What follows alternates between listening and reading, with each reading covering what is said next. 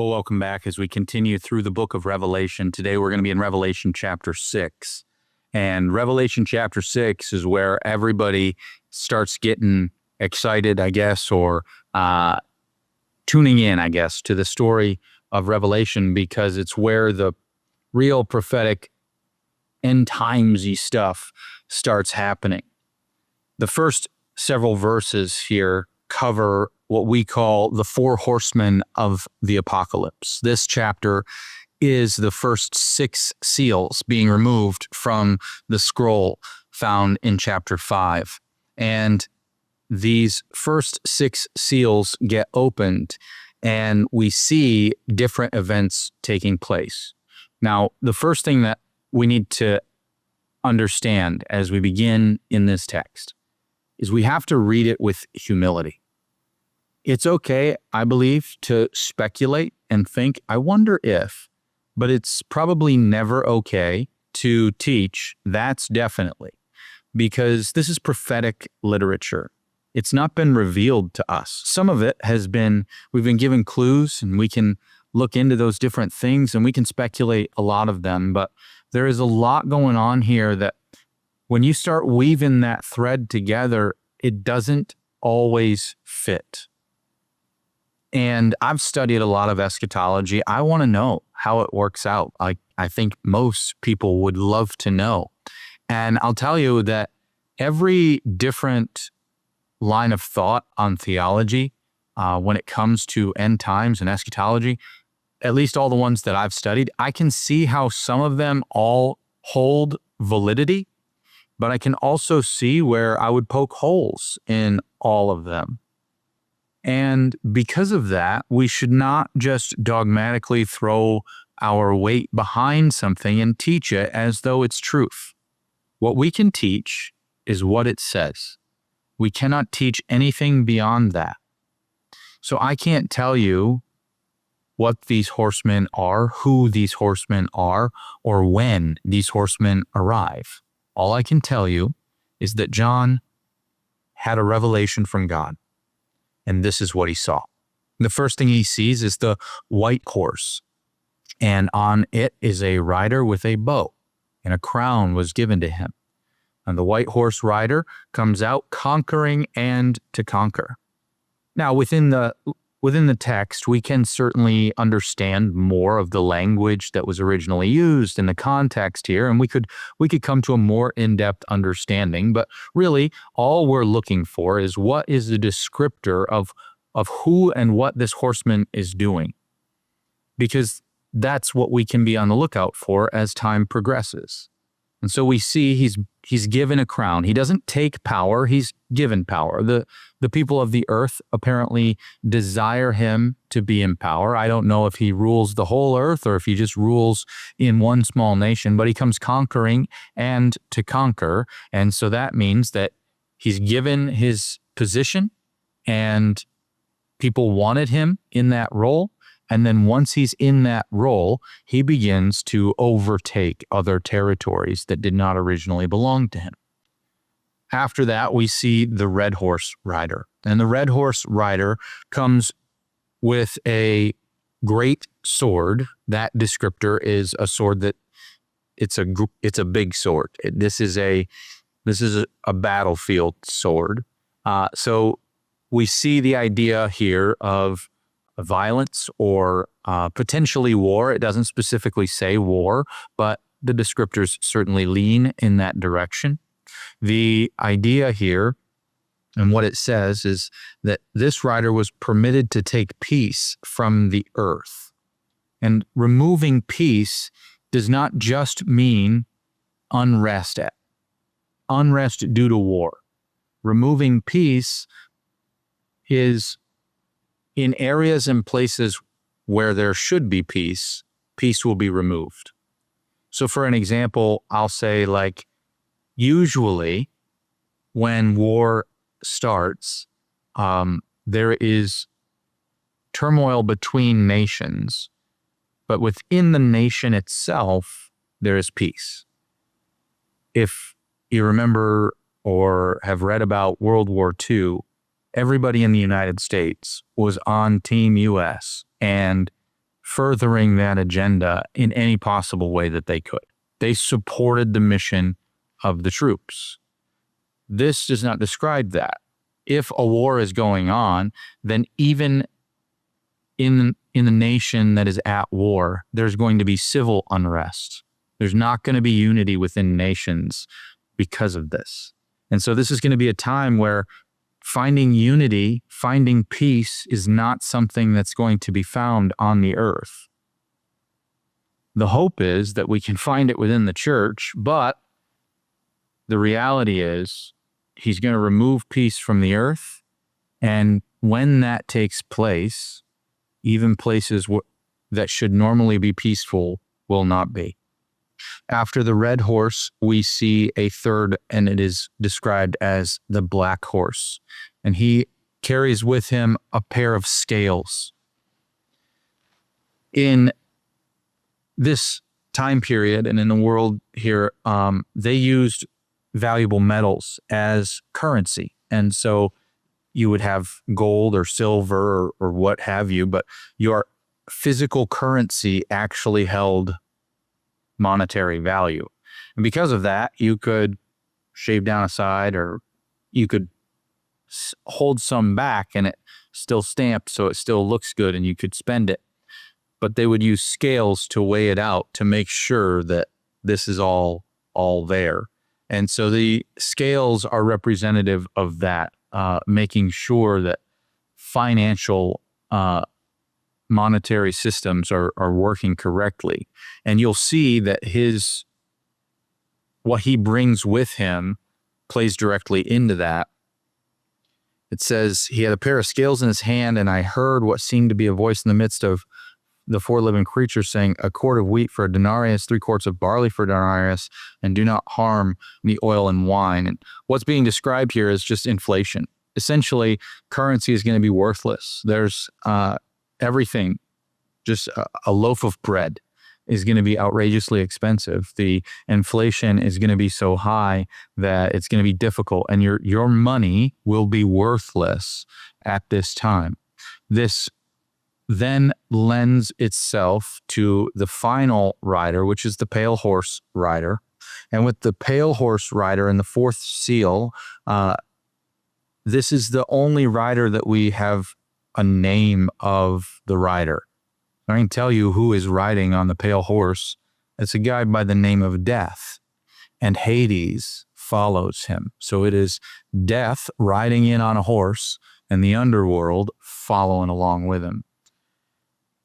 And he is given the authority over 1/4 of the earth to kill with sword, famine, pestilence, and wild beasts.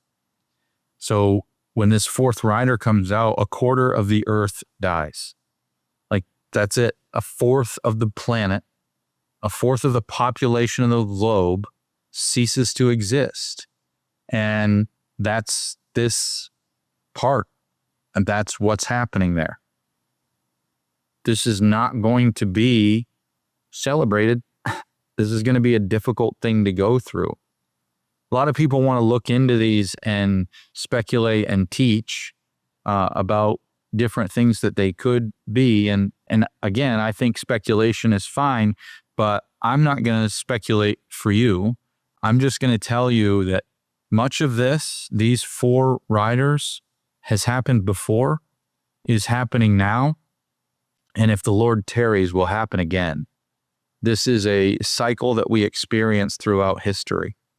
We have seen where someone very likable ends up in a high level of office or authority. That turns into war sometimes, and war then turns into inflation, which turns into famine and massive casualties across the planet. We have seen this in history, and we are seeing things that could look like this even now. And so it's important that when you are speculating or thinking about it, to recognize whether or not this has happened in the past. A lot of prophecy, we are given insights into it before its fulfillment. And so World War II, I think, is a great example of the 4 horsemen, because basically happened during, World Wars I and II, but we can see how something like this might play out. And when the Lord returns, we can have some glimpse into what it's going to be. After the four horsemen, we see the opening of the fifth seal. And this fifth seal is what we would call the voice of the martyrs. We see under the altar in heaven those that were slain for their faith crying out to God, saying, how much longer? How much longer until you're just going to be done with this? And the Lord replies to them in verse 11, then they were each given a white robe and told to rest a little longer until the number of their fellow servants and their brothers should be complete, who were to be killed as they themselves had been. So when does it end? It ends when the last martyr is slain for the faith. Then he opens the sixth seal, and we see in verses 12 through 17, really a very close depiction of what Jesus describes to us at the Olivet Discourse in Matthew. And that's one thing that I do want to say. This is where getting dogmatic on your eschatology is dangerous. There are people who believe this many different ways, and a lot of people believe that this is the start of a 7-year tribulation. The first seal is what kicks it off, and that these 6 seals are at the beginning of the tribulation. But we know that what Jesus is describing to the apostles at the Olivet Discourse is the final day of judgment, his second coming and his return. And so we would also then know that the sixth seal here is that same thing. It's the same. Go read them side by side. You will see the descriptors are the same. And so it's important to recognize that our timeline, this is not necessarily going to fit into. Whatever doctrine or theology you may have read or been taught, it doesn't just jam pack into one nice, neat, understandable timeline. Those things can be nice so that you know what the text describes, but I'm just pointing out, maybe don't just jump in head first and assume that, we're in the 5th chapter, that takes place first. Now we're going to go to the 6th chapter and that's going to take place, and then the 7th, and then the 8th. That's not how this book is written at all. There's a lot of overlap in this book. There is intentional overlap between different scenes and settings throughout, and we need to recognize that, because if we don't, we're going to miss some of the bigger pictures. And so here, this 6th seal that's taking place says the sun will go dark, the moon will turn to blood, and the earth will quake, and all these different things will take place, right? And you can understand this in 2 different directions, and you should understand it in both of them, because I don't know for sure which way it'll be fulfilled. And honestly, it might be both. It might be neither. And he just does it the way he wants to. But one thing that we do know about this descriptor is, if you understand it literally, that's fine, but recognize what's happening literally if you understand it literally. So what I mean by that is, if you want to understand this literally, it's still not physical. If you want to understand this literally, then recognize that the moon going to blood and the sun going dark and things like that, they are descriptors of things that are taking place outside of the physical realm. Now, I'm not saying that, the physical sun doesn't go dark or that the moon doesn't turn red or any of that. What I'm saying is, you're not going to be able to necessarily track the return of Christ based off of solar and lunar eclipses. Now, maybe those things will happen, but what we do know is that these words and languages here are the same words and language that they use to describe non-physical beings, spiritual entities.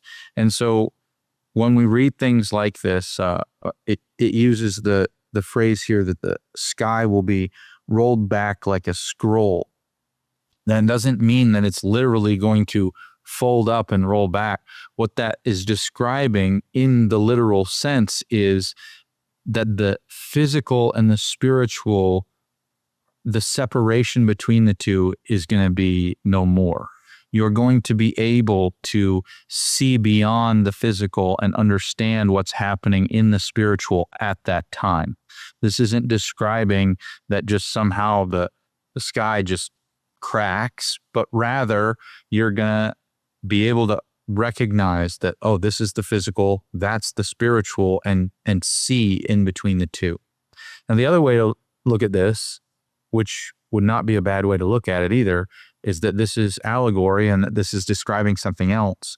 We know that in the Old Testament, these same terminologies are used, and they're used when they're describing different world leaders that are falling from power or rising to power, and they're describing geopolitical things that actually took place. We already know that some of these prophecies from the Old Testament were fulfilled, and they used the same language to describe those instances. So what I'm saying is, if you want to understand this, you need to look at it from both ways. Sure, go ahead and mark on your calendar the days that you have solar and lunar eclipses and look up and see if maybe Jesus is coming back. That's fine. We should be on the lookout for that. But also understand that those things might be describing geopolitical shifts in the world. And when you see and hear those going on as well, that you're just as close and it's just as possible at that time. And when we see it through that blended nature, we'll be looking for Christ a little more often. Now, the question, what does this tell us about Christ, is an important one. Well, as we sat in Bible study for much longer than we've been here, we read all this and we kind of came to the conclusion, well, maybe it doesn't say anything about Jesus. And you're right, it doesn't really say much as far as a descriptor of Christ in this chapter, but it does talk about him a lot, actually. In verse 1, it says, I watched when the Lamb opened one of the seals. Then in verse 3 says, when he opened the second seal. Verse 5, when he opened the third seal. Verse 7, when he opened the fourth seal.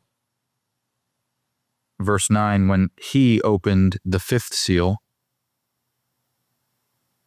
Verse 12, when he opened the sixth seal. Jesus is here. He's the one who's opening these seals. I see two things going on here with Christ for me personally, and hopefully you'll see Christ in this as well. But first, he's in control of this. Like, this is going to happen. He's the one that's controlling it and making it happen. He's the one who is sending the 4 horsemen. He's the one who is doing all of this. And that should put, at least in our hearts, a little more fear and reverence of who he is. Because he's going to do this. And I don't believe that I'm so special that I'm somehow going to escape it. If he chooses to do it, that doesn't mean he doesn't love, because he does. But he's going to do it. And so when we see that, we have to then begin to come to terms with that Jesus that we like. And this one, because they're the same. But the second thing that I think is really, really, really powerful in this specific text, in this chapter, when the martyrs cry out, how much longer? They're given white robes and they're told to rest a little while longer until the last of the martyrs has come and joined you. And what I see being described there is the patience and the grace of God. He's going to wait until the last person who is going to die for the faith, until that person does. That person is going to go down preaching the gospel. And he's waiting for every last person to hear and receive that gospel before the end. And it's just weird to me. I mean, it's just impactful to me that he has so much patience, that he is literally waiting for the last one of his children to be killed before he runs out of patience and grace on the rest of the world. I just see his grace being more and more, that as long as people are coming to him, he's going to wait. And it's only when that last martyr is done, that's when Jesus is going to end everything. What do we do with this? Well, I think the first thing that, for me, I need to understand who Jesus is. The Jesus of the Gospels is a great Jesus, and he is that. The Jesus of the resurrection is the same Jesus. He is the same yesterday, today, and forever. We need to realign our focus and understand that Jesus is in control of what's going on. He knows what you're in. He knows where you're at and what you're going through. He knows what the status of the world looks like today. He knows what the status of the church looks like. He knows your life. He knows all of it. He's the one in control of it. And when we come to terms with that, when we understand that, we can sleep a little easier at night knowing he knew where I'd be today. He knew what I'd be going through, and he brought me here, so he must want me here.